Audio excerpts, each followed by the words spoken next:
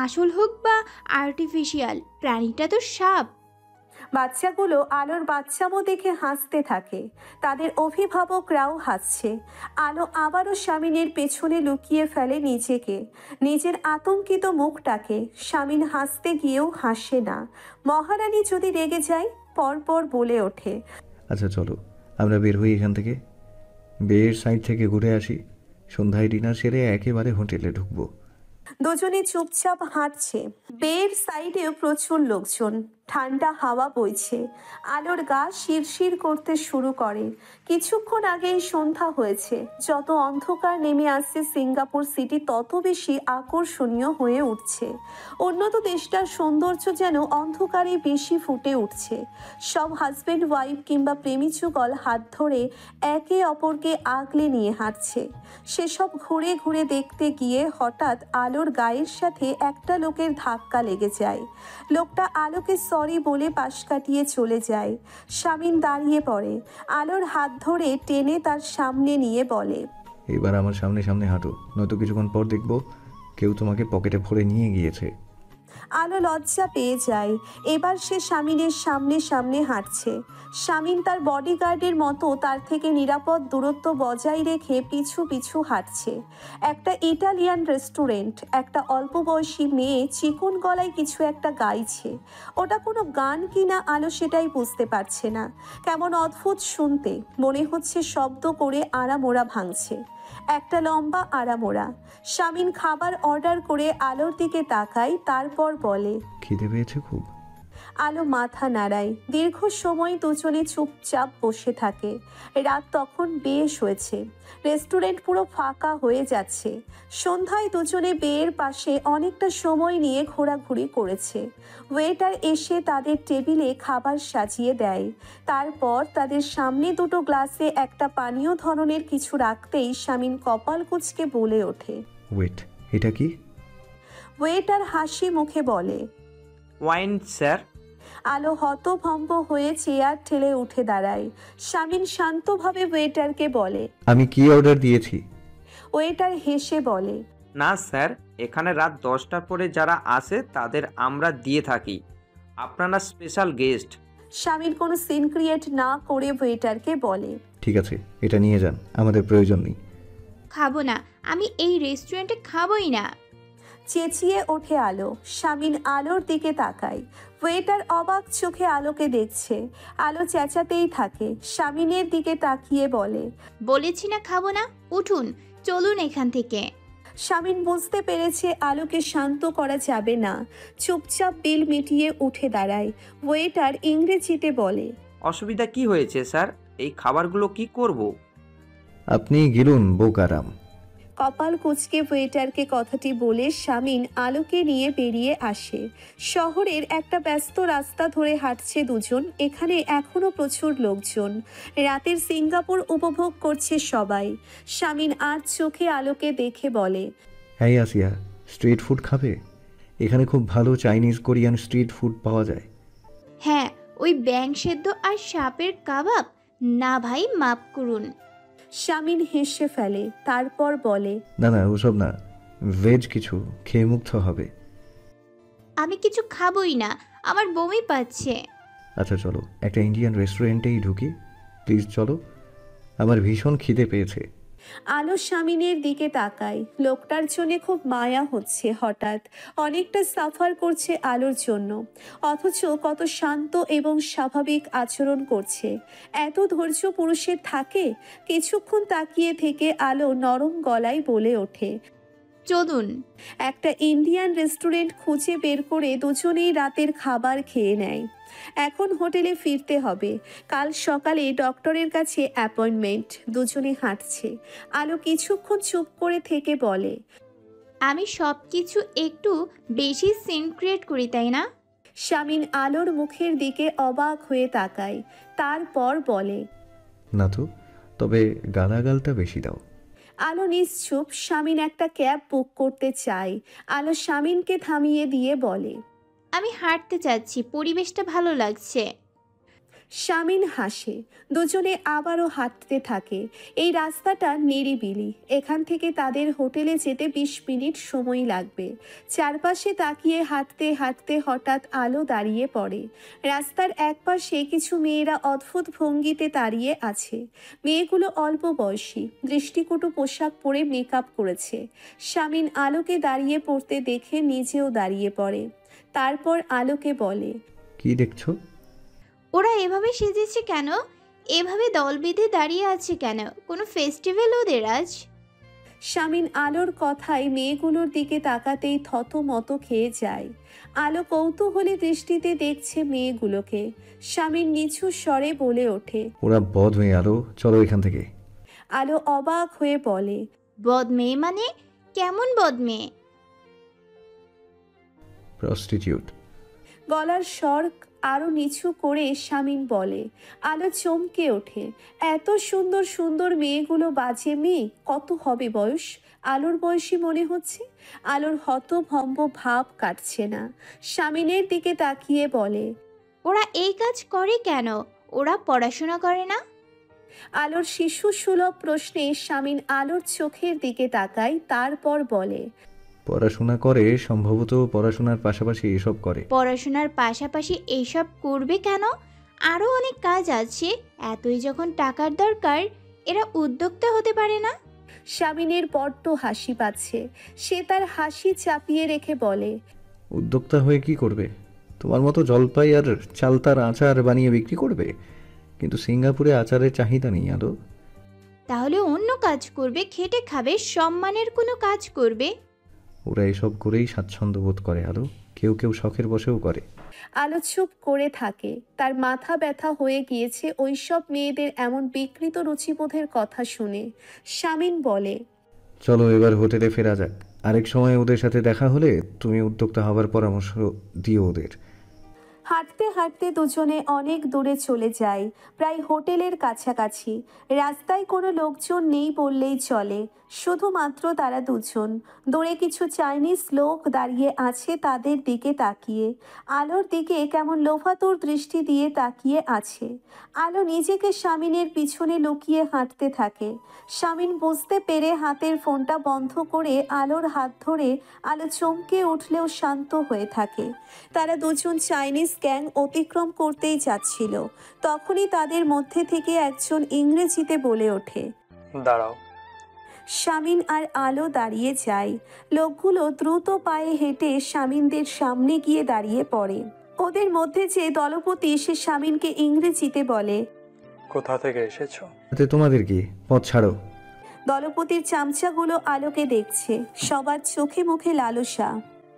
আলোর গা ঘিন ঘিন করছে। দাঁতে দাঁত চেপে বাংলায় বলে, চোখ উপরে একেবারে গুলতি খেলবো। ইঁদুর খেকো লাফাঙ্গার দল। শামিন আলোর দিকে তাকায়। চাইনিজ গ্যাংয়ের দলপতি কৌতূহলী হয়ে ওঠে।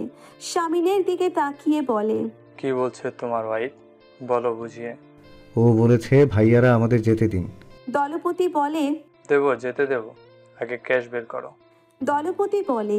শামিন দাঁত খিচিয়ে এগিয়ে দলপতির মুখোমুখি দাঁড়ায়। তারপর বলে, এখান থেকে কেটে পড় এক্ষুনি। শামিনের হুমকিতে সবাই হাসতে শুরু করে। সাথে সাথে পকেট থেকে চাকু বের করে আলো আর শামিনকে দেখাতে থাকে। আলো চমকে ওঠে। দলপতি শামিনকে বলতে থাকে, এটা কি তোমার ওয়াইফ নাকি কিনেছো আজ রাতের জন্য? কোন দেশে? দাম কত পড়েছে? কথাটা বলে দলপতি শেষ করতে পারে না। শামিন তৎক্ষণাৎ তার নাক বরাবর একটা ঘুষি মেরে দেয়। দলপতির নাক দিয়ে রক্ত ঝরছে। তার সাঙ্গ পাঙ্গুরা এসে শামিনকে ধরে ফেলে। আলো আতঙ্কে জমে যায়। চেঁচিয়ে বলে, ছেড়ে দাও, ছেড়ে দাও ওনাকে। দেবো, তোমার কোটগুলো আমাদের দিয়ে দাও। শামিন দুজনের সাথে ধস্তাধস্তি করছে নিজেকে ছাড়িয়ে নিতে। আলোর ভয়ার্থ দৃষ্টিতে দলপতির দিকে তাকিয়ে থাকে। দলপতি বলে, কোটগুলো দাও, তোমার গলায় এই লকেটটাও দাও। আলো আতঙ্কিত মুখে এদিক ওদিক তাকিয়ে লকেটটা খুলে দেয়। শামিন তখনও ধস্তাধস্তি করে যাচ্ছে।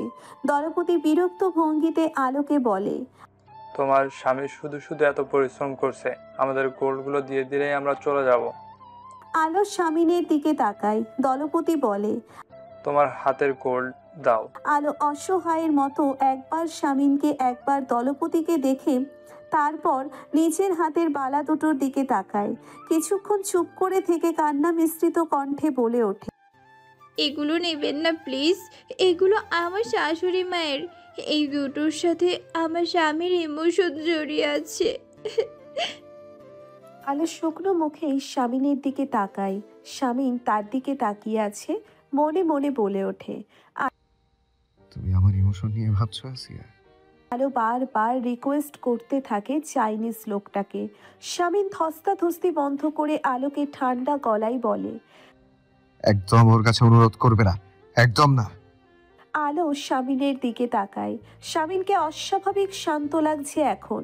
এমন সময় সেখানে একটা পুলিশ ভ্যান চলে আসে। চাইনিজ লোকগুলো স্বামীনকে ছেড়ে দিয়ে আতঙ্কিত মুখ নিয়ে আশেপাশে তাকায়।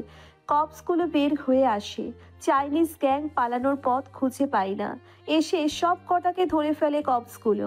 অফিসার স্বামীনের দিকে তাকিয়ে বিনয়ের সাথে বলে, এক্সট্রিমলি সরি ম্যাম, আপনার লোকেশনটা বুঝতে একটু সময় লেগেছে। স্বামীন গায়ে ঝাড়া দিয়ে বলে, আপনাদের দেশে এসব হচ্ছে? সিরিয়াসলি অবিশ্বাস্য। পুলিশ অফিসার লজ্জিত ভঙ্গিতে বলে, স্যার, এখানে চায়না টাউনের কিছু লোক খুবই উগ্র, এদেরকে কন্ট্রোল করা মুশকিল।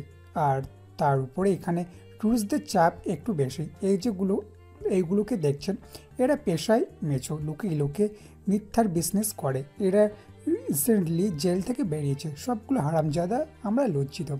স্বামীন হেসে পুলিশ অফিসারকে বলে, ইটস ওকে। তারপর ঘুরে চাইনিজ দলপতির মুখোমুখি দাঁড়ায়। দলপতির হাত থেকে থাবা মেরে আলোর লকেটটা নিয়ে বলে, এটা আমার বউয়ের। আলো অবাক হয়ে আশেপাশে তাকাচ্ছে। চাইনিজ গ্যাংকে ভ্যানে তোলা হয়। আলো সাহস পেয়ে এক নাগারেই কিছু গালাগাল দিয়ে দেয় চাইনিজ লোকগুলোকে।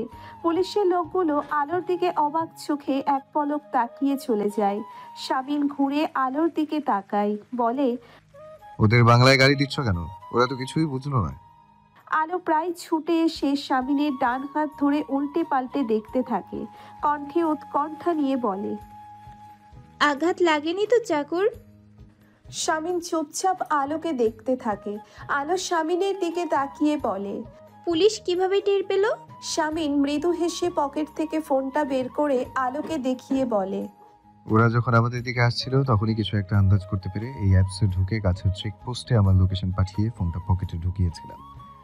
সাবধানের বার নেই। সিঙ্গাপুরের নিয়ম শৃঙ্খলা আইন সম্পর্কে তোমার কোনো আইডিয়া নেই। Most develop and safest country. আলো শুকনো গলায় বলে, কিসের সেফেস্ট?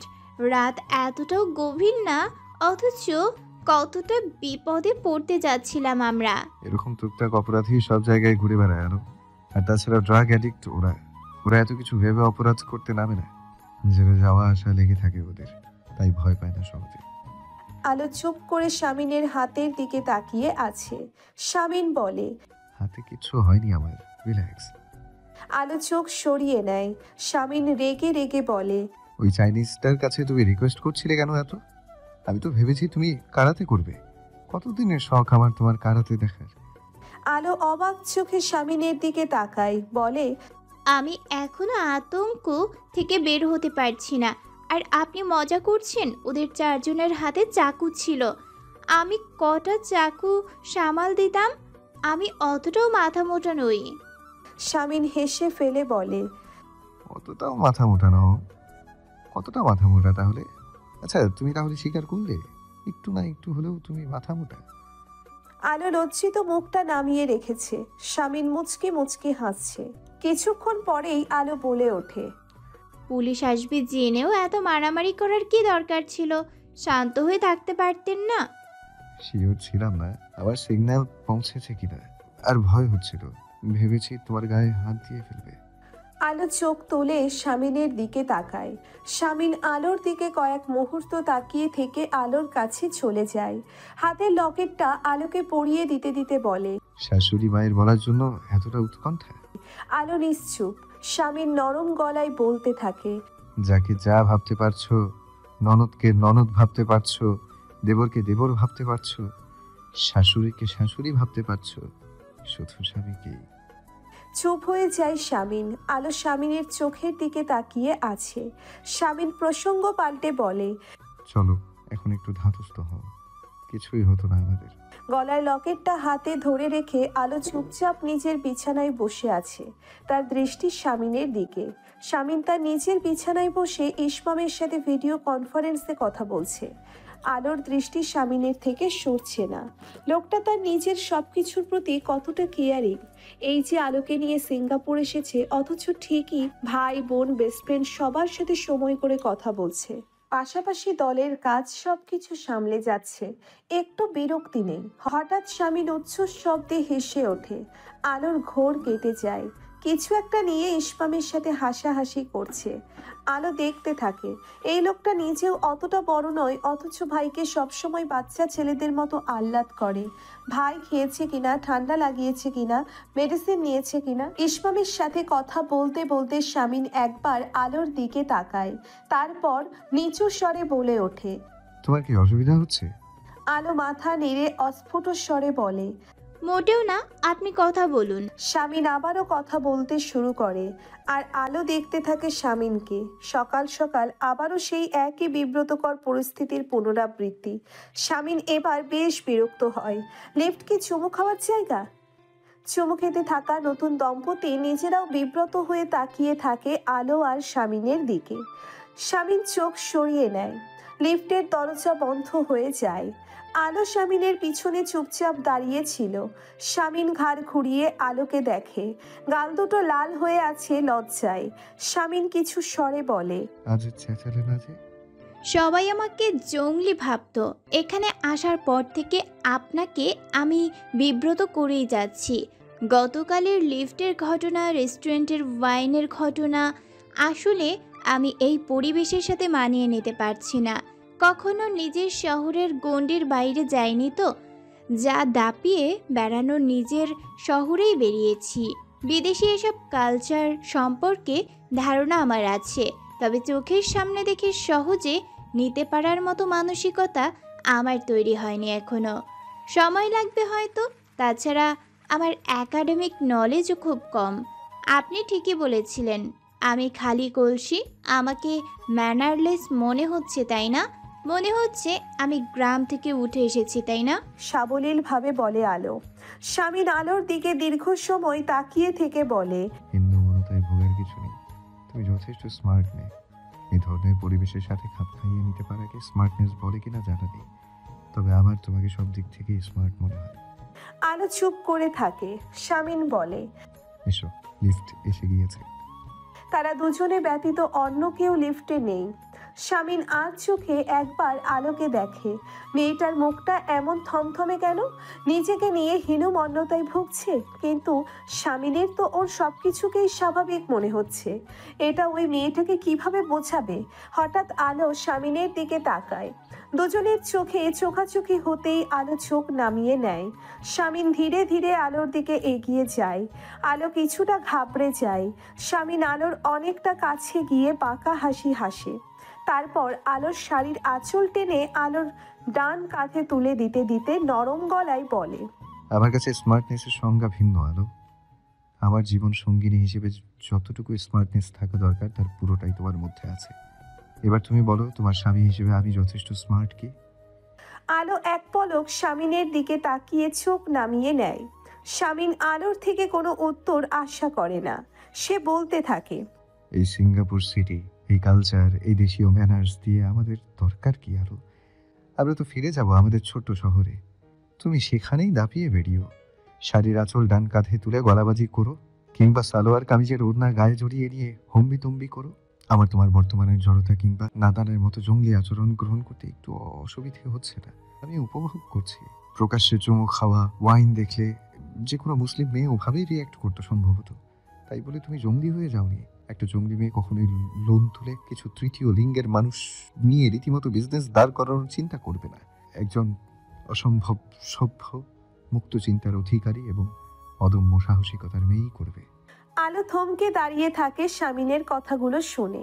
এই লোকটা খুব সুন্দর করে কথা বলে। জনগণ কেউ কি এভাবেই পটিয়ে নেয় এই মেয়র সাহেব? শামিন আলোর মুখের দিকে কিছুক্ষণ তাকিয়ে থেকে চোখ সরিয়ে নেয়। আলো মাথা নিচু করে দাঁড়িয়ে আছে, মনে মনে বলে, আমি নিজেকে এতটাও অনুভব করতে পারিনি যতটা আপনি পেরেছেন। তবুও কেন আপনাকে গ্রহণ করে নিতে আমার এত জড়তা? তবে কি আমি এই ত্রুটিপূর্ণ Yasar Mirza? Doctor Ng Hui Wen, plastic পুনর্গঠন এবং নান্দনিক surgery, Tan Tock Seng hospital, Singapore. স্বামীর ম্যাগাজিনটা উল্টে পাল্টে দেখছে। আলো চুপচাপ বসে আছে। কিছুক্ষণ চুপ করে থেকে মৃদুস্বরে বলে ওঠে, ডক্টর কি মহিলা? হ্যাঁ, মহিলা। কেন? স্বামীন আলোর দিকে তাকায়। আলো মাথা নেড়ে বলে, এমনি জিজ্ঞেস করলাম, নাম দেখে বুঝতে পারছি না। স্বামীন আবারও ম্যাগাজিন চোখ রাখে। আলো আর চোখে স্বামীনকে দেখছে। আজ স্বামীন একটা কালো রঙের শার্ট পরেছে, সুন্দর লাগছে, হ্যান্ডসাম লাগছে তাকে। স্বামীন ম্যাগাজিনটা রেখে আলোর দিকে তাকিয়ে বলে, খাবে কিছু? কোনো পানীয় নিয়ে আসি? স্বামীন ম্যাগাজিনটা রেখে আলোর দিকে তাকিয়ে বলে। আলো মাথা নাড়ায়। স্বামীন আলোর হাতের ব্যাগের দিকে তাকিয়ে বলে, যা যা বলেছি নিয়েছো ব্যাগে? আলো মাথা নেড়ে বলে। হ্যাঁ। স্বামীন আলোকে নিয়ে আজ সেন্তোসা আইল্যান্ডে যাওয়ার পরিকল্পনা করেছে। সেখানে গিয়ে একটা মোটেল বুক করে বিশ্রাম নিতে যা যা প্রয়োজনীয় জিনিস লাগবে সবকিছুই গুছিয়ে নিয়েছে আলো। স্বামীনের অতিরিক্ত শার্ট কিংবা তার শাড়ি সবই নিয়েছে ব্যাগে। রিসেপশনের মেয়েটি এসে স্বামীন আর আলোকে ডেকে নেয়। তারা মেয়েটির পিছু পিছু ডক্টরের কেবিনে যায়। ডক্টর এনজিকে দেখে মনেই হচ্ছে না তার বয়স 48 বছর এবং 21 বছরের ডাক্তারি কেরিয়ার, বরং তার বয়স 36 কি 38-এর কাছাকাছি মনে হচ্ছে। স্বামীনের দিকে তাকিয়ে একটা প্রশস্ত হাসি দিয়ে বলে, তুমি স্বামীন? তোমার সাথেই কথা হয়েছিল আমার। স্বামীন মাথা নাড়ায়। এনজি আলোর দিকে তাকিয়ে স্বামীনকে বলে, তোমার স্ত্রী একজন অতি রূপবতী নারী। স্বামীন ম্লান হাসে। এনজি বলতে থাকে, সার্জারির আগে আমি তোমার স্ত্রী কতটা সম্পর্কে ধারণা নিতে চাই। আজ ওকে দেখবো, তারপর তোমাকে জানিয়ে দিব কখন সার্জারি হবে। স্বামীন সম্মতি জানায়। এনজি উঠে দাঁড়ায়। আলোকে বলে, আমি তোমার ক্ষতটা দেখতে যাচ্ছি আলো। স্বামীন তৎক্ষণাৎ উঠে দাঁড়িয়ে বলে। আমি বাইরে অপেক্ষা করছি ম্যাম। এনজি অবাক হয়ে বলে, তুমি তো হাজবেন্ড স্বামীন, তুমি থাকতে পারো, ও কিছুটা মনের জোর পাবে। আলো আর স্বামীন একে অপরের মুখের দিকে অস্বস্তি নিয়ে তাকায়। কিছু সময় পরে স্বামীন বলল, আপনি দেখুন ম্যাম, আমি আসছি। সার্জারি কখন হবে? এ প্রশ্নটি করে আলো স্বামীনের দিকে তাকায়। স্বামীন বলে, আমাদের ইনফর্ম করা হবে। আলো সংকোচ নিয়ে এদিক ওদিক তাকায়। স্বামীন বুঝতে পেরে বলে, কি অসুবিধা কোনো? ওয়াশরুমে যেতে চাচ্ছি। স্বামীন আলোর হাত থেকে তার ব্যাগটা নিয়ে নেয়। তারপর বলে, ওদিকটায় যাও, আমি এখানে অপেক্ষা করছি। মুখে পানির ঝাপটা দিয়ে আলো ডান দিকে তাকায়। তার বয়সী একজন নারী চেহারায় নতুন করে মেকআপ লাগাচ্ছে। মহিলা আলোকে এক পলক দেখে বলে, কোন দেশে? বাংলাদেশ। বাংলাদেশ কেন এসেছো? আলো কিছু বলতে যাবে তার আগেই স্তন ছোট বড় করার জন্য ডক্টর এনজি খুবই ভালো। আমি এসেছি স্তন ছোট করাতে। বেবিকে ব্রেস্ট ফিডিং করিয়ে আমার সৌন্দর্য সব নষ্ট হয়ে গিয়েছে। আলোর কান গরম হয়ে গিয়েছে ভদ্রমহিলার কথাগুলো শুনে। সে কোনো জবাব না দিয়ে টিস্যু পেপার দিয়ে নিজের ভেজা মুখটা মুছে নিতে থাকে। মহিলা বলতে থাকে, আমার কয়েকজন বান্ধবী বেশ ভালো ফল পেয়েছে। তুমি নির্বিঘ্নে করাতে পারো। সবাই এখানে ওসব করাতে আসে না ম্যাম। নিচু স্বরে বলে আলো। কৌতূহলী ভদ্রমহিলা বলে, তুমি কেন এসেছো তবে? নাক নাকি লিপ সার্জারি? কিন্তু তুমি তো দেখতে খুবই চমৎকার। আলো কোনো জবাব না দিয়ে বেরিয়ে যায়। স্বামীন দাঁড়িয়ে আছে তার ব্যাগ হাতে। মেয়র সাহেবের এই রূপ দেখে খুবই হাসি পাচ্ছে আলোর। বউয়ের ব্যাগ হাতে দাঁড়িয়ে আছে একজন গুরু গম্ভীর নেতা। সাহেবদের মতো পোশাক পরে হাতে বউয়ের ভ্যানিটি ব্যাগ, কি এক অদ্ভুত দৃশ্য। আলো এগিয়ে গিয়ে ব্যাগটা নিয়ে নেয়। সবগুলো থিম পার্ক ঘুরে শেষমেশ স্বামীন আর আলো সেন্তোসা বিচের দিকে যায়। স্বামীন আর চোখে আলোকে এক পলক দেখে। আজ অরুণচণ্ডী আলোকে খুবই শান্ত লাগছে। কোনো ব্যাপারেই সিন ক্রিয়েট করছে না, অযথা প্রশ্ন করছে না, আপত্তি জানাচ্ছে না। আলো সবকিছু ঘুরে ঘুরে দেখছে। স্বামীন বলে, তুমি কখনো ঘোরাঘুরি করো না তাই না খুব একটা? আলো মাথা নাড়ায়। তারপর বলে, সবসময় নিজের লেখাপড়া, বিভিন্ন প্রতিযোগিতা এসব নিয়েই থেকেছি। ঘোরাঘুরি বলতে ছুটি পেলে মামা বাড়ি যেতাম। আমাদের আর কোনো রিলেটিভ নেই তেমন। তোমার রুমে দেখছি একটা আলমারি ভর্তি তোমার পুরস্কার। এত পুরস্কার কিসের জন্য? ওগুলো সব রচনা লেখা, বিতর্কের জন্য পেয়েছি। আমার আর কোনো গুণ নেই। ক্লাস 6 থেকে আমি বিতর্ক করি। তুমি বিতার্কিক? ইসমামও বিতার্কিক? ওরও এসবের জন্য অনেক পুরস্কার আছে বাড়িতে। আলো অস্বস্তিতে পড়ে যায় ইসমামের কথা শুনে। বিতর্ক প্রতিযোগিতার মাধ্যমেই তো তাদের দুজনের আলাপ হয়েছিল। শামিন আলোর নীরবতা দেখে বলে, চলো ওদিকটায় যাই। হাঁটতে হাঁটতে বিচের একটা ফাঁকা জায়গায় এসে তারা দাঁড়িয়ে পড়ে।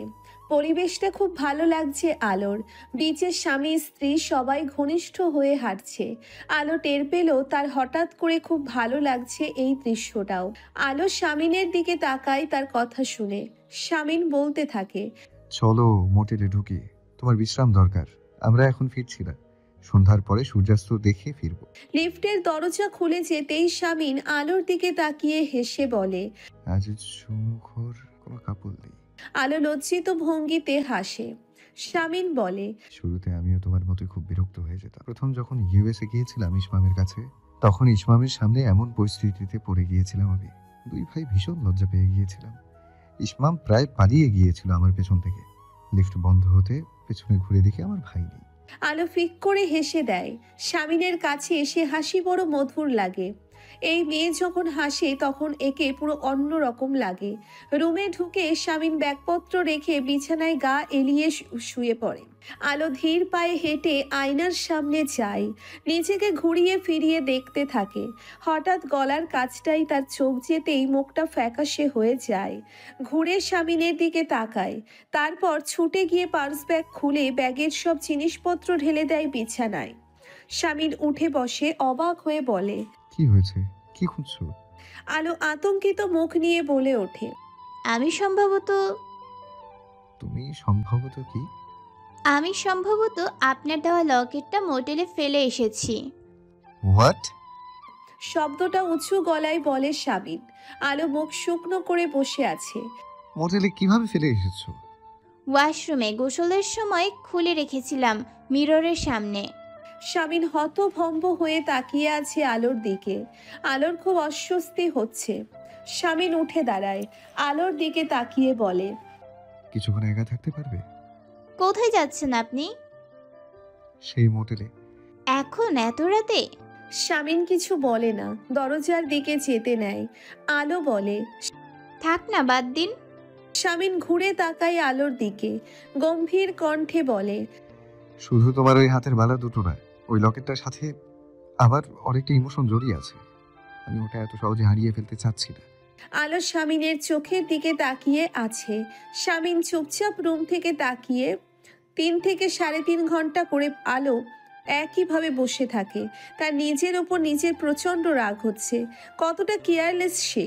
শামিনের সেই দৃষ্টি আলোকে অস্বস্তি দিচ্ছে। যাওয়ার সময় তাকে দেখে মনে হয়েছে সে আলোর উপর রাগ করেছে, তার দেওয়া উপহার এভাবে কেয়ারলেসের মতো যেখানে সেখানে ফেলে আসার জন্য।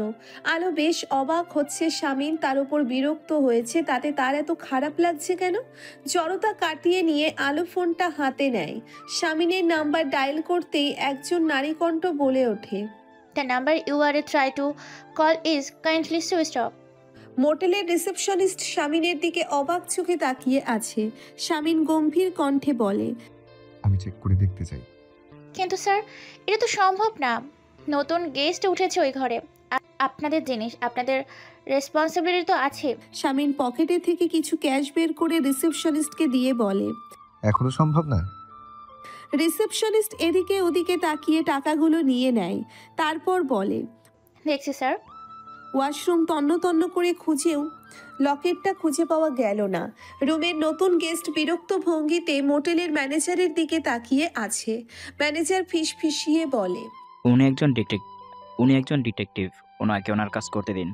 অতিথি লোকটা অবাক চোখে শামিনকে দেখে। শামিনের চেহারা বডি দেখে তার ডিটেকটিভই মনে হচ্ছে। চেহারায় পুরো শার্লক হোমস ভাব আছে, তাই নিজের বিরক্তি প্রকাশ না করে চুপচাপ দাঁড়িয়ে আছে। লকেটটা কোথায় খুঁজে না পেয়ে শামিন বিরস মুখে বের হয়। ম্যানেজার শামিনের দিকে এগিয়ে গিয়ে বলে। খুঁজে পেয়েছেন স্যার? শামিন তার কথার জবাব না দিয়ে তাকে জিজ্ঞেস করে। আমরা যাওয়ার পর রুম ক্লিন করার জন্য যে রুম বয় এসেছিল তার সাথে আমি কথা বলতে চাই। কিন্তু স্যার এভাবে। ম্যানেজার মিনমিন করতে থাকে। শামিন ওয়ালেট থেকে আরো কিছু ক্যাশ বের করে ম্যানেজারের দিকে এগিয়ে দিয়ে বলল। আরো 1 ঘন্টা অতিবাহিত হয়। আলোর মধ্যে অস্থিরতা দেখা দিচ্ছে। ফোনটা লাগাতার বন্ধ। আলোকে কেয়ারলেস ভাবে, আসল কেয়ারলেস তো সে নিজে। আসুক আজকে, আর আজ এত কথা শোনাবে, এই ইয়াশার মির্জার জন্মের শিক্ষা হয়ে যাবে। উঠে দাঁড়ায় আলো। ফোনটা হাতে নিয়ে একটা গভীর নিঃশ্বাস ফেলে রুম লক করে। তারপর হেঁটে লিফটের দিকে যায়। তুমি মিঞ্জো? 19-20 বছরের একজন ছেলে শামিনের দিকে তাকিয়ে মাথা নাড়ায়। তার চেহারা ভাবলেশহীন। শামিন বলে। দেখো মিঞ্জো, আমি স্পষ্ট কথা এবং কাজ পছন্দ করি। তোমাকে আমি ওই লকেটটার সমপরিমাণ মূল্য দিয়ে দেব, তুমি আমাকে লকেটটা দাও। মিঞ্জু এমন ভাবে শামিনের দিকে তাকিয়ে আছে যেন সে কিছুই বুঝতে পারছে না। শামিন বলে। বিশ্বাস হচ্ছে না? কথাটা বলে শামিন নিজের কার্ড বের করে বলে। চলো এক্ষুনি দিচ্ছি, তুমি শুধু আমাকে লকেটটা দাও মিঞ্জো, এবং আমি তোমাকে নিশ্চয়তা দিচ্ছি এই ব্যাপারে তোমার মালিক কিছুই জানবে না। শামিনের হাতের কার্ডটার দিকে তাকিয়ে মিঞ্জু আবারও শামিনের দিকে তাকায়। তারপর ঠান্ডা গলায় বলে। আমার কাছে কোনো লকেট নেই স্যার। শামিনের মাথার প্রচন্ড রাগ উঠে শামিনের এভাবে, কিন্তু সে তার নাক ঠান্ডা করার যথেষ্ট করে বলে। দেখো মিঞ্জো, ওটা আমি আমার ওয়াইফের জন্য খুব ভালোবেসে কিনেছি। ওটা আমার কাছে খুব ইম্পর্টেন্ট, প্লিজ বোঝার চেষ্টা করো। আচ্ছা, আমি তোমাকে বাড়িয়ে টাকা দেবো। কণ্ঠে আকুলতা শামিনের। সেই আকুলতা খুবই রহস্যজনকভাবে 19 বছরের ছেলেটি বুঝতে সক্ষম হলো। একটা গভীর নিঃশ্বাস ফেলে আপন মনে মিঞ্জু বলল। কেন যে আমি এত ভালো হলাম? তারপর এদিক ওদিক তাকিয়ে পকেট থেকে সেই লকেটটা বের করে 2 মাসের হাতে ধরিয়ে দিয়ে বলে। এখন কেটে পড়ুন হিরো, আমার চাকরি হওয়ার আগে। শামিন আনন্দিত চোখে লকেটটার দিকে তাকিয়ে থাকে। তারপর মিঞ্জুর দিকে কৃতজ্ঞ ভঙ্গিতে তাকিয়ে বলে। অসংখ্য ধন্যবাদ মিঞ্জো, তুমি চাইলে আমি তোমাকে কিছু ক্যাশ। শামিন ওয়ালেট থেকে কয়েকটা নোট বের করতে থাকে। মিঞ্জু শামিনকে থামিয়ে দিয়ে বলে। দরকার নেই। তারপর কয়েক মুহূর্ত কিছু একটা ভেবে বলে। আছে অর্ধেক দিন, ভালো মানুষের একটা দাম আছে, ফ্রিতে ভালো মানুষই দেখানো ঠিক না। একটু থেমে তারপর আবার বলে। আমার ছোট বোনের জুতো কিনবো। শামিনের হেসে পুরো টাকাটা মিঞ্জুর হাতে দিয়ে বলে। ওটাই নাও, তোমার নিজের জন্য কিনে নিও। গভীর রাত, সবাই আলোর দিকে কৌতূহলী নিয়ে তাকিয়ে আছে। আলো সরাসরি রিসেপশনে চলে যায়। রিসেপশনিস্ট মেয়েটি আলোর দিকে তাকিয়ে হেসে বলে। বলুন ম্যাম, কিভাবে সাহায্য করতে পারি? আলো একটা গভীর নিঃশ্বাস ফেলে বলে। আমার স্বামী 5 ঘন্টা পেরিয়ে গিয়েছে হোটেল থেকে বের হয়েছে। তার ফোন বন্ধ পাওয়া যাচ্ছে। অন্য কোনো উপায় নেই তার সাথে যোগাযোগ করার। না আমার কাছে কোনো ক্যাশ আছে, না কার্ড। আমি কিভাবে তার সাথে যোগাযোগ করব কিছু বুঝতে পারছি না। ম্যাম, আপনার স্বামী কোথায় গিয়েছে? সেন্টোসা আইল্যান্ড থেকে খানিকটা দূরে হাইওয়ে সংলগ্ন অ্যাম্বাসি পার্ক মোটেলে। আমি ঠিকভাবে বলতেও পারছি না, আমি খেয়াল করিনি অত কিছু। আলোর গলা কাঁপছে, হাত পা কেমন অবশ হয়ে যাচ্ছে। রিসেপশনের লোকগুলো আলোর উৎকণ্ঠা বুঝতে পেরে বলে। ম্যাম, আপনি বসুন। আলো বসে না, শক্ত হয়ে দাঁড়িয়ে আছে। কেন তার বুকে সূক্ষ্ম যন্ত্রণা হচ্ছে। রিসেপশনিস্টের লোকগুলো নিজেদের মধ্যে নিজে আলোচনা করে তারপর আলোর দিকে তাকিয়ে বলে। ম্যাম, কিছুক্ষণ অপেক্ষা করার পরামর্শ দিচ্ছি আপনাকে। তারপর যদি আপনার মন সায় না দেয়, আমরা পুলিশকে ইনফর্ম করব। মাত্র 5 ঘন্টা হয়েছে।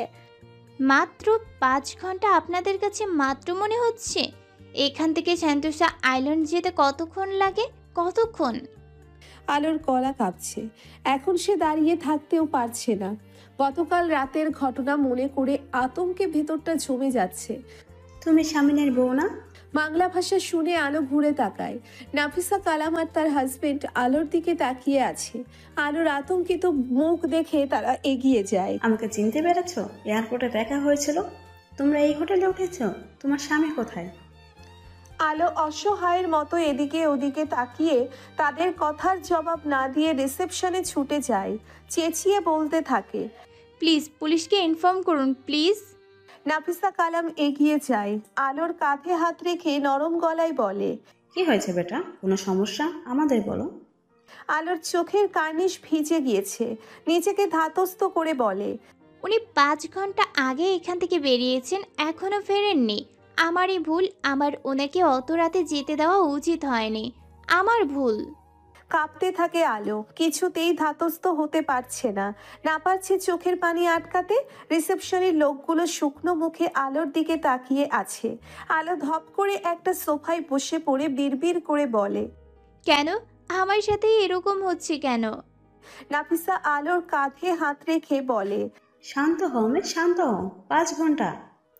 5 ঘন্টার ব্যাপার নয় আন্টি, উনি এমন কখনোই করবেন না, আমি ওনাকে চিনি। কথাটা কোনো মতে বলে শেষ করে এবং শেষমেশ কেঁদেই ফেলে পাথর কন্যা আলোয়। সবাই তাকিয়ে আছে তার দিকে। রিসেপশনের ভদ্রমহিলা পুলিশকে ইনফর্ম করার সিদ্ধান্ত নেয়। কি হয়েছে আলো? আল্লাহর দিকে তাকিয়ে অবাক চোখে তাকিয়ে শামিনের কণ্ঠস্বর শুনে আলোর মাথা তুলে তাকায়। তাদের আশেপাশে লোকজন তাদের দেখতে থাকে। লবিতে একটা সোফাতে আলো বসেছিল। শামিন দ্রুত পায়ে তার দিকে এগিয়ে যায়, কণ্ঠে উৎকণ্ঠা নিয়ে বলে, তুমি এভাবে কাঁদছো কেন? কি হয়েছে? আলো ধীরে ধীরে উঠে দাঁড়ায়, তার ভেজা দুটি চোখের দৃষ্টি শামিনের চোখের দিকে। শামিন আলোর মুখোমুখি দাঁড়ায়। কি হয়েছে আলো, বলো, তুমি এভাবে কাঁদছো কেন? আলো চুপ করে শামিনের চোখের দিকেই তাকিয়ে থাকে। শামিন রাগী গলায় বলে, উত্তর দাও, কাঁদছো কেন মেয়ে? কি হয়েছে তোমার? আলো কোনো জবাব দেয় না, পাথরের মতো দাঁড়িয়ে আছে সে এবং পরক্ষণেই শামিনকে হতভম্ব এবং চমকে দিয়ে হুট করে সবার সামনে শামিনকে জড়িয়ে ধরে বলবো, ঘটনার আকস্মিকতায় হতভম্ব শামিন বোকার মতো চারিদিকে তাকাচ্ছে। শামিনের পেটের কাছে শার্ট খামচে ধরে রেখেছে আলো। হৃদস্পন্দন স্পষ্ট শুনতে পাচ্ছে শামিনের চোখ বড় বড় হয়ে গেছে। সে কি স্বপ্ন দেখছে? স্বপ্ন এত স্পষ্ট হয়, এতটা রঙিন? মাথা ঘুরিয়ে এদিক ওদিক তাকিয়ে সবাই তাদের দেখছে। রিসেপশনে লোক ছাড়া হয়ে গিয়েছে। আলো তখনও শামিনের বুকের সাথে নিজের মাথাটা ঠেকিয়ে রেখেছে, কোনো নড়াচড়া করছে না। শামিনের মনে হচ্ছে আলো নিঃস্বার্থ পর্যন্ত নিচ্ছে না। না চঞ্চল উড়নচণ্ডী মেয়েটার কেমন অদ্ভুত শান্ত নমনীয় লাগছে। অনাকাঙ্ক্ষিত মুহূর্তের তীব্র অনুভূতির ঘোর কাটছে না। শামিন যথাসম্ভব চেষ্টা করে নিজেকে বাস্তবে, না এটা কোনো স্বপ্ন নয়। সে চোখ নামিয়ে আলোর মাথার দিকে তাকায়, দৃষ্টি আলোর স্মৃতিতে নিবদ্ধ করে নরম গলায় বলে, কি হয়েছে আলো? অথবা আলো কোনো কথা বলে না, একইভাবে দাঁড়িয়ে আছে নিশ্চুপ হয়ে। শামিনের বুকে মাথা ঠেকিয়ে পাশ থেকে নাসিফা কালাম বলে ওঠে, তুমি এলে শেষমেশ শামিন? কোথায় গিয়েছিলে এত রাতে? এদিকে তোমার স্ত্রী কেঁদে কেটে একাকার হয়ে গিয়েছিল। ভেবেছে তার 5 ফুট 11 ইঞ্চি সুস্বাস্থ্যবান স্বামীকে কেউ তুলে নিয়ে গেছে, অথবা হারিয়ে গেছে তার স্বামী। এক্ষুনি পুলিশ নিয়ে তোমাকে খুঁজতে যাচ্ছিল তোমার বউ। শামিন অবাক হয়ে নাফিসার দিকে তাকিয়ে থাকে কিছুক্ষণ। আশেপাশের লোকজন নিজেরা নিজেদের কাজে মন দেয়। স্বামী স্ত্রীর ব্যক্তিগত মুহূর্তে তারা নাক গলাতে ইচ্ছুক নয়।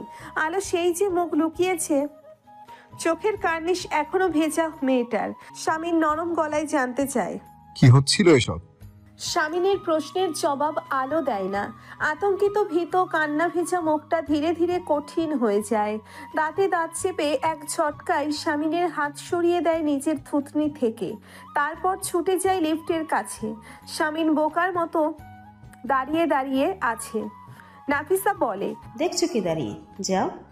শামিন নাফিসার দিকে তাকিয়ে বলে, আন্টি আপনারা? আমাদের রুম নাম্বার 837, কাল দেখা হবে। এখন যাও ছেলে, তোমার বউয়ের মান ভাঙাও, যাও। দেখে মনে হচ্ছে প্রচুর খেপেছে তোমার বউ। আলো দাঁড়াও বলছি, আলো কথা শোনো। মেয়েটা আলো ছাড়াই না, পিছু ঘুরে তাকাই না, লিফটে উঠে পড়ে পারে। যে লিফট তাকে আলো উঠেছে সেটাতে ঢোকার চান্স পেল না শামিন। জলদি পাশের লিফটে উঠে পড়ে সে। 6 তলায় উঠে আলোর পিছু নেয়। পেছন থেকে ডেকেই যাচ্ছে আলোর নাম ধরে। আলো রাগান্বিত চেহারা নিয়ে ছুটতে থাকে এক 24-এর দিকে। এ যেন দৌড় প্রতিযোগিতা চলছে। শামিন চেঁচাতে গিয়ে থাকে, আলো স্টপ! মানুষ আমাকে স্টকার ভেবে গণপিটুনি দেবে। দেশের সূর্য সন্তান বিদেশের মাটিতে গণপিটুনি খাবে, এটা চাও তুমি? দৌড় প্রতিযোগিতায় শামিন, ইয়াসার, মির্জা তার সহধর্মিনীর কাছে হেরে যায়। নিজেদের রুমে ঢুকে আলো দরজা লক করে দরজার ঠেস দিয়ে দাঁড়িয়ে থাকে। বড় বড় নিঃশ্বাস নিচ্ছে সে। শামিন এসে দরজা বাইরে দাঁড়িয়ে পড়ে। হাঁপাতে থাকে সেও। কিছু সময় পরে নরম গলায় বলল, দরজা খুলো আলো। চোখ মুখ শক্ত করে দাঁড়িয়ে আছে। সে খুলবে না দরজা। খুললেই বা এটাই ওই দায়িত্ব জ্ঞানহীন পুরুষটার উপযুক্ত শাস্তি। শামিন দরজার আলতো করে চাপড় মেরে বলল, প্লিজ আলো, দরজা খুলো। দেখো সবাই আমাকে দেখে হাসছে, খুলে দাও দরজাটা। আলো নিশ্চুপ। শামিন বলতে থাকে, বড্ড অবিচার করো তুমি আমার সাথে। দোষ কি করেছি সেটা না জানিয়ে শাস্তি দিচ্ছ। গত 6 ঘন্টায় আপনি লকেট উদ্ধারের পাশাপাশি আর কোন কোন রাষ্ট্র উদ্ধার করে এসেছেন সেটার বিবরণ দিন ইয়াসার মির্জা। আপনার হাতে সময় 5 মিনিট। এই 5 মিনিটে গত 6 ঘন্টার প্রত্যেকটা মিনিটের হিসেব আপনাকে দিতে হবে। চেঁচিয়ে বলে ওঠে আলো। শামিনের শার্টের বুক পকেটে রেখে শামিন হেসে ফেলে। পরক্ষণেই বলতে থাকো, এখান থেকে ভিভো সিটি মলে যেতে 40 মিনিট লেগেছে আলো। ক্যাব পাচ্ছিলাম না, তারপর ওখান থেকে 20 মিনিটে ওই মোটেলে পৌঁছালাম। এই গেল 1 ঘন্টার হিসেব। পেয়েছো? পেয়েছি। ঠান্ডা গলায় বলে আলো। তারপর মোটেলের রিসেপশনিস্টের সাথে কথা বলে ম্যানেজারকে মানিয়ে তন্ন তন্ন করে খুঁজেছি তোমার লকেটটা সেই ওয়াশরুমে। এতে চলে গিয়েছে প্রায় 2 ঘন্টা। 3 ঘন্টার হিসেব পেয়েছো? পেয়েছি। এরপর যখন লকেটটা খুঁজে পাইনি তখন ওই রুম বয়কে ডেকে আনিয়ে জিজ্ঞাসাবাদ করে লকেটটা উদ্ধার করতে করতে আরো 1 ঘন্টা চলে যায়। 4 ঘন্টার হিসেব পেয়েছো? পেয়েছি। মোটেল থেকে লকেটটা নিয়ে বের হওয়ার পরে একটু হালকা হতে একটা পাবলিক টয়লেটে ঢুকেছিলাম। বেরিয়ে দেখি সেন্তোসা টু ভিভো সিটি মলের রাতের শেষ বাসটা 3 মিনিট আগে চলে গিয়েছে। কপাল আমার, ওখানে দাঁড়িয়ে থাকি আধা ঘন্টার মতো। একটাও ক্যাব পাচ্ছিলাম না, ফোনটা ডেড হয়ে পড়েছিল। তারপর বাধ্য হয়ে হাঁটতে শুরু করি শর্টকাট রাস্তা ধরে। আরো 20 মিনিট চলে যায়। 4 ঘন্টা 50 মিনিটের হিসাব পেয়েছো? পেয়েছি। আমি ভিভো সিটি মল থেকে বেরিয়ে সৌভাগ্যক্রমে একটা ক্যাব পেয়ে যাই। এখানে পৌঁছাতে আরো 40 মিনিট লেগে যায়। 5 ঘন্টা 30 মিনিটের হিসেব পেয়েছো? পেয়েছি। বাকি আধ ঘন্টার শেষের 15 মিনিট তো তুমি আমাকে জড়িয়ে ধরেই ছিলে আলো। গরম থালায় বলে শামিন। ওই আধা ঘন্টার প্রথম 15 মিনিটের হিসেব দিন। তেজি কণ্ঠে আলো বলে। শামিন কিছুক্ষণ চুপ করে থেকে ঠান্ডা গলায় বলে, সেন্তোসা টু ভিভো সিটি মলের রাতের শেষ বাসটা যেটা আমি মিস করেছিলাম সেটা অ্যাক্সিডেন্ট করেছে আলো। হোটেলের সামনে এসে খবরটা শুনতে পেয়ে থমকে দাঁড়িয়েছিলাম 15 মিনিট। আলো কেঁপে ওঠে। শামিন চুপ করে দাঁড়িয়ে আছে। ধীরে ধীরে জোরে নব ঘোরার শব্দ হয়। দরজা খুলে আলো মাথা নিচু করে দাঁড়িয়ে থাকে। শামিন কয়েক মুহূর্ত আলোর মুখের দিকে তাকিয়ে রুমে ঢুকে দরজা লক করে ঘুরে আলোর দিকে তাকায়। চোখের কার্নিশ এখনো ভেজা আলোর রানীর শামিনের চোখের দিকে তাকিয়ে কাঁপা কাঁপা গলায় বলে ওঠে, আমি এখানে আমার সার্জারির জন্য এসেছি, আপনার জন্য দুশ্চিন্তা করে রাত পার করে দিতে নয় ইয়াসার মির্জা। শামিন কয়েক মুহূর্ত তাকিয়ে থাকে আলোর দিকে। তারপর হাতের ঘড়ির দিকে তাকিয়ে স্বাভাবিক গলায় বলে, রাত পার করলে বই, সকাল হতে এখনো 2 ঘন্টা দেরি। কথাটা বলে শেষ করতে পারে না শামিন। আসে এলোপাথারি শামিনের বুকে কিল ঘুষি মারতে থাকে। দাঁতে দাঁত চেপে শামিন উচ্চ শব্দে হেসে ফেলে। হাসতে হাসতে আলোর দুহাত শক্ত করে ধরে ফেলে। ধীরে ধীরে আলো শান্ত হয়। তার দৃষ্টি শামিনের চোখের দিকে। শামিন ও তার স্ত্রীর চোখের দিকে তাকিয়ে আছে। ওই চোখে আজ কোনো ঘৃণা নয়, বরং তার জন্য অনুভূতি দেখতে পাচ্ছে সে। তবে কি শামিন ইয়াসার নির্বাচনে জয়ী হয়েছেন? অস্ফুট স্বরে বলে ওঠে শামিন। স্বামীর গায়ে হাত তুলতে নেই মূর্খ মেয়ে, তোমার মা তোমাকে সহবত শেখায়নি? আলো চুপ করে থাকে। আলোকে টেনে নিজের অনেকটা কাছে নিয়ে গিয়ে শামিন ধমকের সুরে বলে, ইম্পসিবল লেডি, তোমার জন্য আজ আমি মারা পড়তে যাচ্ছিলাম। ঢং করে লকেটটা খুলে কেন রেখেছিলে? বেশ হতো ওই বাসে যদি আমি থাকতাম। কথাটা বলে শামিন শেষ করতে পারে না। আলো তার মুখ চেপে ধরে ডান হাত দিয়ে। শামিন চোখ বড় বড় করে রেখেছে। আলো ধরা গলায় বলল, বলবেন না এমন কথা। ঠোঁট কাঁপছে আলোর। শামিন বেশ কিছুক্ষণ তাকিয়ে থেকে নিজের মুখের অপর থেকে আলোর হাতটা ধীরে ধীরে সরিয়ে দেয়। আলো তার দিকে তাকিয়ে আছে। তার হাতটা মুঠি করে শক্ত করে ধরে শামিন বলতে থাকে, ফেরাউন মরে গেলে তোমার কি আসিয়া?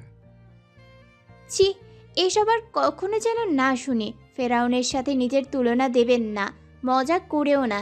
জালিমের সাথে নিজের তুলনা দিতে নেই। চাপা স্বরে চেঁচিয়ে বলে আলো। শামিন ম্ল্যান হাসে, নরম গলায় বলে, তুমি তো বলতে আমাকে এটা। রাগ ছিল, ঘৃণা ছিল। ছিল?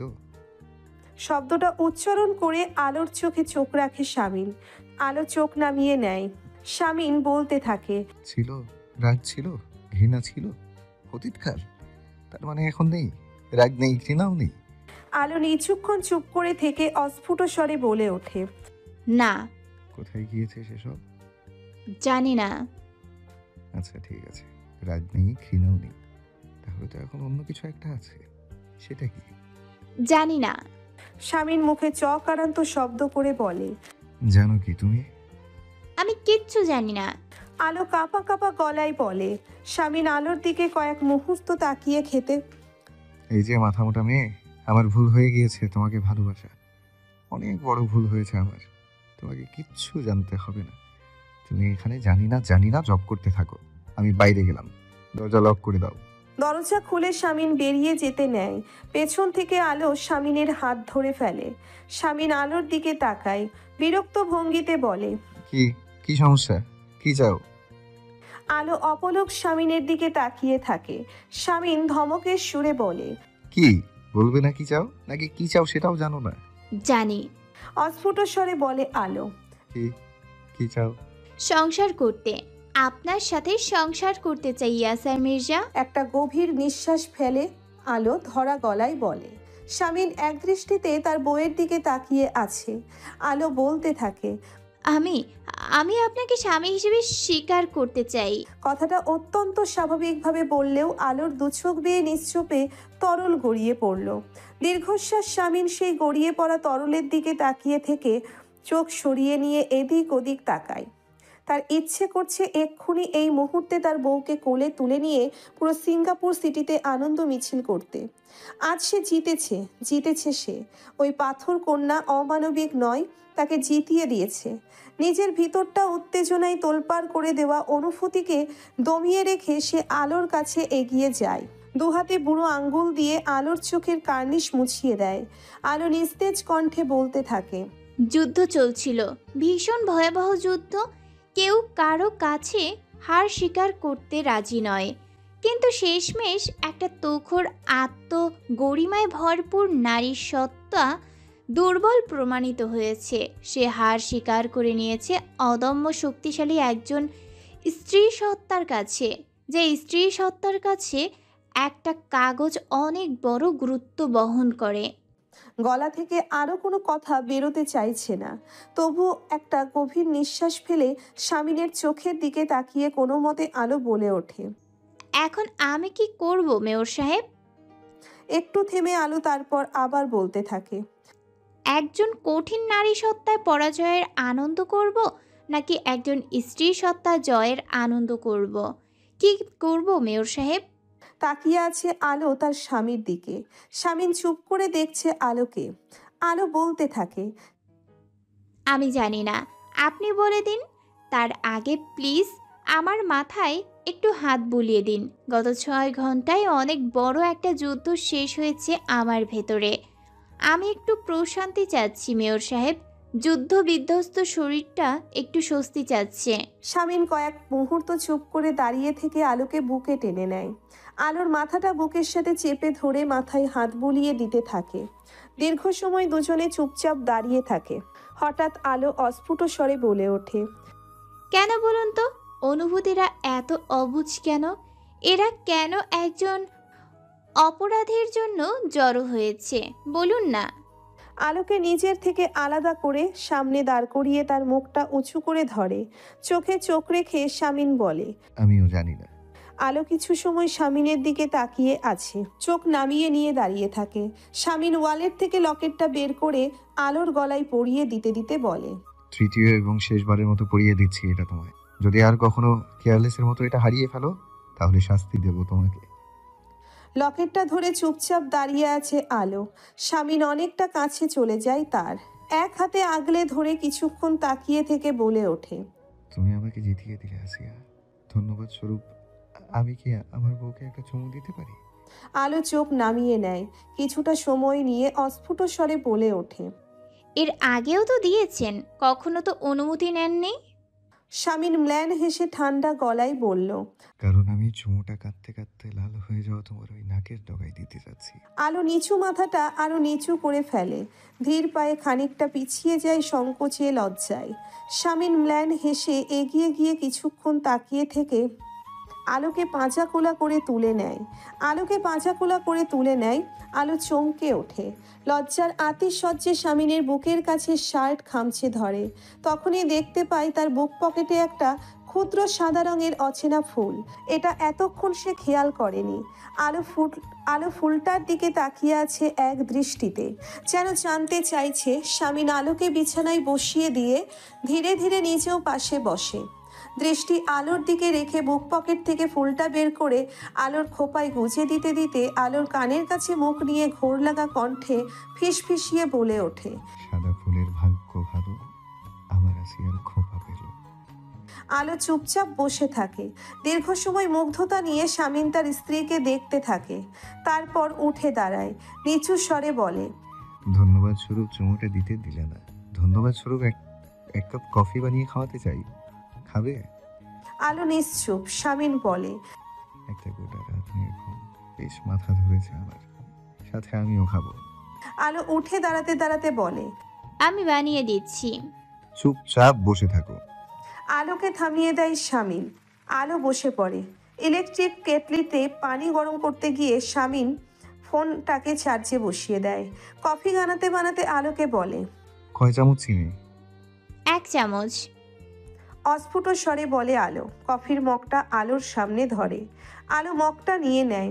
স্বামীন আলোর পাশে বসে পড়ে। দুজনের মধ্যে দীর্ঘশ্বাস, পিনপতন, নীরবতা বিরাজ করে। হঠাৎ স্বামীন নিজের হাতের মগটার দিকে তাকিয়ে বলে ওঠে। স্বামী ইয়াসার মির্জা তার বউয়ের জন্য কফি বানিয়েছে, অবিশ্বাস্য ব্যাপার। আলো মুচকি হাসে, তারপর অস্ফুট স্বরে বলে। এই 1 মগ কফির জন্য আজকে আমাকে 6 ঘন্টা টেনশনে রাখার অপরাধ ক্ষমা করা হলো। স্বামীন আলোর দিকে তাকিয়ে চুমুক দেয় কফির মগে, তারপর বলে। ওই হাসিটার জন্য তোমার আজকে লগে ঠেলানোর অপরাধ ক্ষমা করা হলো। আলো কয়েক মুহূর্ত চুপ করে থেকে কফির মগে চুমুক দিয়ে বলে। মনে করে ফোনে চার্জ না দেওয়ার অপরাধটাও ক্ষমা করা হলো। স্বামীনও কফিতে চুমুক দিয়ে বলে। ঠিক আছে, তবে শুরু থেকেই শুরু হোক। আমাকে ভুল বুঝে জনসভায় চর মারার অপরাধ ক্ষমা করা হলো। আলো হেসে ফেলে, তারপর মগে চুমুক দিয়ে বলে। আমার ভোলা ভালা ভাই দুটোকে ফাঁসিয়ে আমাকে দিয়ে পা ধরনের অপরাধ ক্ষমা করা হলো। স্বামীন ম্লান হাসে, কফিতে চুমুক দিয়ে বলে। সবখানে সবার সামনে আমাকে উল্টো পাল্টা কথা শোনানোর অপরাধ ক্ষমা করা হলো। আলো মগে চুমুক দেয়, কিছুক্ষণ চুপ করে থেকে বলে। ভয় দেখিয়ে আমাকে জোরপূর্বক বিয়ে। থেমে যায় আলো। স্বামীন আলোর দিকে তাকায়, হাতের কফিটা মগটা পাশে রেখে আলোর হাত থেকেও কফির মগটা সরিয়ে রাখে। তারপর আলোর হাত দুটো মুঠি করে ধরে নিজের হাতে চোখ রাখে আলোর চোখে। নরম গলায় বলে। করতে হবে না ক্ষমা, তুমি বরং। করা হলো, ক্ষমা করা হলো। মৃদু স্বরে বলে ওঠে আলো। স্বামীন তাকিয়ে থাকে তার স্ত্রীর দিকে। আলো বলতে থাকে। যথেষ্ট শাস্তি আপনাকে দিয়েছি, ওই অপরাধটাও ক্ষমা করা হলো। স্বামীন কিছুক্ষণ চুপ করে থেকে আলোর হাতে চুমু খায়। আলো নরম গলায় বলে। সম্ভবত আমার জন্যই আপনার বাবার মৃত্যু হয়েছে। আমি পরোক্ষভাবে দায়ী। আপনি আমাকে ক্ষমা করতে পেরেছেন কি? কথাটা বলে আলো শেষ করতে পারে না। স্বামীন আলোকে টেনে নিজের বুকে নেয়। আলো চুপটি করে থাকে, তার মাথায় হাত বুলিয়ে দিতে দিতে স্বামীন বলে। সব খারাপ স্মৃতি আমি এই কফির সাথে গিলে নিয়েছি, আর কিছু বাকি নেই, কিছুই নেই। আমিও গিলে নিয়েছি। ফিসফিসিয়ে বলে ওঠে আলো। ধীরে ধীরে মাথা তুলে আলো স্বামীনের চোখে চোখ রাখে। স্বামীন আলোর গালে হাত বুলিয়ে দিয়ে বলে। ভালোবাসি, আমি আমার স্ত্রীকে ভালোবাসি। আমার কাছে স্ত্রী কেবল বিছানার সৌন্দর্য নয় আলো, তুমি আমার জীবনের সৌন্দর্য। তোমার অনুপস্থিতিতে আমি কুৎসিত। আমি আমার আলো, তুমি আমার আলো। অনুভূতিকে দমিয়ে রাখতে না পেরে অবশেষে শামীম ইয়াসার অনুমতির অপেক্ষা না করেই তার স্ত্রীর নাকের ডগায় চুমু খেয়ে বসে। আচমকা পরম স্পর্শ পেয়ে আলো লাজুক মুখটা নামিয়ে রেখে বসে থাকে চুপচাপ। অন্ধকার গেটে যেতে শুরু করেছে।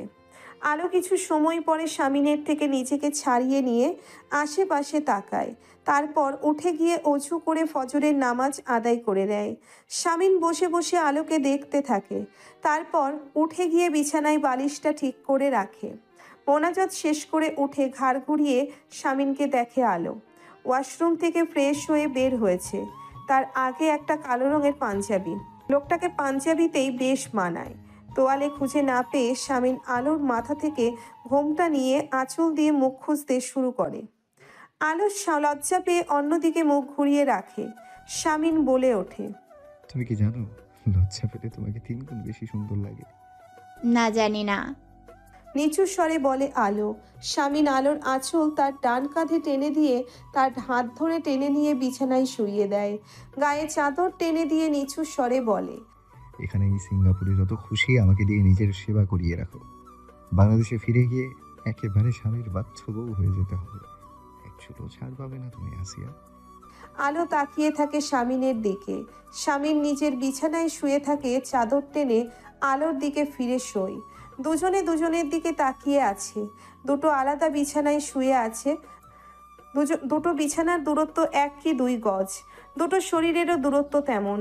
কিন্তু দুটো শামীম ইয়াসার মির্জা এক সমুদ্র ধৈর্য ব্যয় করে সেই দূরত্ব কাটিয়ে উঠেছে অবশেষে। দুটি মন থেকে অপরকে আলিঙ্গন করে রেখেছে। কি দেখছো না ঘুমিয়ে? আলোর চোখের দিকে তাকিয়ে শামীম প্রশ্ন করে। আলো মৃদু স্বরে বলে, আপনাকে। ঘুমিয়ে পড়ো। দুরাত ঠিকভাবে ঘুমাতে পারোনি। এখন পুরো সিঙ্গাপুর সিটি জেগে উঠবে আর আমরা ঘুমাবো। কথাটা বলেই শামীম হাই তোলার ভান করে। আলো আরো কিছুক্ষণ তাকিয়ে থেকে দু চোখ বন্ধ করে ফেলে এবং কিছুক্ষণের মধ্যেই তলিয়ে ঘুমের রাজ্যে যায়। শামীম দেখতে থাকে আলোকে অপলক দৃষ্টিতে। সার্জারি করাবে না? এসব কি বলছো শামীম? মজা করছো? না আন্টি। রুবির কথার জবাবে শামীম বলে। রুবি হতভম্ব হয়ে যায়। ফোনটা বা কান থেকে ডান কানে ধরে বলে, কেন? আন্টি, ওর ওই ক্ষত নিয়ে আমার কোনো আপত্তি নেই। আমার মধ্যে কোনো দ্বিধা নেই। আমি ওকে বোঝাতে যাচ্ছি ওই ক্ষত নিয়েও ও আমার কাছে নিখুঁত, তাই চাচ্ছি না। রুবি হেসে ফেলে, পরপর বলে ওঠে, তোমার ছেলে মানুষকে আমি সাধুবাদ জানাতে পারলাম না শামীম। এটা ওর ভালোর জন্য করা হবে, সেটা তুমিও জানো। ও তোমার চোখে নিজেকে দেখবে, সে কথা ঠিক, কিন্তু কখনো কখনো তো নিজেও নিজেকে দেখবে, তাই না? শামীম চুপ করে থাকে। রুবি হাসতে হাসতে বলে, তোমাকে দেখলে অবাক হতে হয় শামীম। একটা মেয়ে তোমাকে এইভাবে দখল করে নিয়েছে। সত্যি মেয়েটার মধ্যে কিছু তো আছে। একটু থেমে রুবি বলতে থাকে, সিঙ্গাপুর গিয়েছ, সব রেডি, এখন সার্জারিটা করিয়ে ভালো ভালো ফিরে আসো। বোকা বোকা কথা বলে নিজেকে মহাপুরুষ সাজানোর প্রয়োজন নেই। তুমি তাকে ভালোবাসো, তার ক্ষত নিয়ে তোমার আপত্তি নেই। তাই বলে একটা মেয়ে শরীরে ক্ষত নিয়ে ঘুরবে? বোকা ছেলে, রাখো এখন। রুবি ফোন কেটে দেয়। শামীম খোলা বারান্দায় দাঁড়িয়ে আশেপাশের দৃশ্য উপভোগ করতে থাকে। এখন দুপুর। তার চোখের পাতা 1 মিনিটের জন্যেও লাগেনি। ঘাড় ঘুরিয়ে রুমের ভিতরে বিছানায় ঘুমন্ত আলোকে দেখে। গভীর ঘুমে আচ্ছন্ন আলো। ধীরে ধীরে আলোর বিছানার কাছে এগিয়ে গিয়ে একপাশে চুপচাপ বসে। তারপর আলোর মুখের দিকে কয়েক মুহূর্ত তাকিয়ে থেকে কপালে একটা চুমু বসাতেই যাচ্ছিল, তখনই আলো চোখ খুলে পিটপিট করে তাকায়। শামীম থতমত খেয়ে যায়। আলো ধীরে ধীরে উঠে বসে আশেপাশে তাকায়। শামীম বলে, দুপুর হয়ে গিয়েছে, তাই ডাকতেই যাচ্ছিলাম তোমাকে। খিদে পেয়েছে খুব। আলো চোখ ডোলে শামীমের দিকে তাকায়। মানুষটা সম্ভবত এইমাত্র গোসল সেরেছে। চুলগুলো ভেজা। ঘুম ঘুম কণ্ঠে বলে ওঠে, আমাকে একটু সময় দিন, আমি রেডি হচ্ছি। চোখ থেকে এখনো ঘুম সরে যায়নি আলোর। উঠে দাঁড়াতে গিয়ে টলতে থাকে। শামীম শক্ত করে ধরে ফেলে। মাথা ঘুরিয়ে আলো তাকায় শামীমের দিকে। তারপর ওয়াশরুমে ঢোকে। আলোর লাগেজ থেকে একটা শাড়ি বের করে বিছানার উপর রেখে শামিন নিজেও রেডি হয়ে নেয়। মাথা মুছতে মুছতে ওয়াশরুম থেকে বের হতেই আলোর চোখ চলে যায় বিছানার উপরে রাখা শাড়িটার দিকে। মাথা ঘুরিয়ে শামিনের দিকে জিজ্ঞাসু দৃষ্টিতে তাকায় সে। হাত ঘড়িটা হাতে পরে নিয়ে শামিন বলে, ওই শাড়িটা পরো। আলো এগিয়ে গিয়ে শাড়িটা হাতে তুলে নিয়ে বিরক্ত ভঙ্গিতে বলে, কমলা আমার অপ্রিয় একটি রং। আমারও অপ্রিয়, কিন্তু কমলা রঙের শাড়িতে তুমি আমার প্রিয়। আলো শাড়ি হাতে চুপচাপ দাঁড়িয়ে থাকে। শামিন বলে, তৈরি হয়ে থেকো, আমি নাফিসা আন্টির কাছে যাচ্ছি কথা বলতে, একটু পর এসে তোমাকে নিয়ে যাব। শামিন চলে যায় দরজায় লক করতে। আলো নিজেকে জড়িয়ে নেয় কমলা রঙের সিল্কের শাড়িটাতে। বুকে আঁচল তুলে সে বুঝতে পারল শামিনের কথা মিথ্যে নয়, এই রংটাতে তাকে মানায়। শ্যামলা ধাঁচের মেয়েদের উচিত এই রংটা পরে দেখা, নিজেরাই নিজেদের মুগ্ধ হয়ে দেখবে। ফোনের রিংটোন বেজে উঠল, আলোর ঘোর কেটে যায়।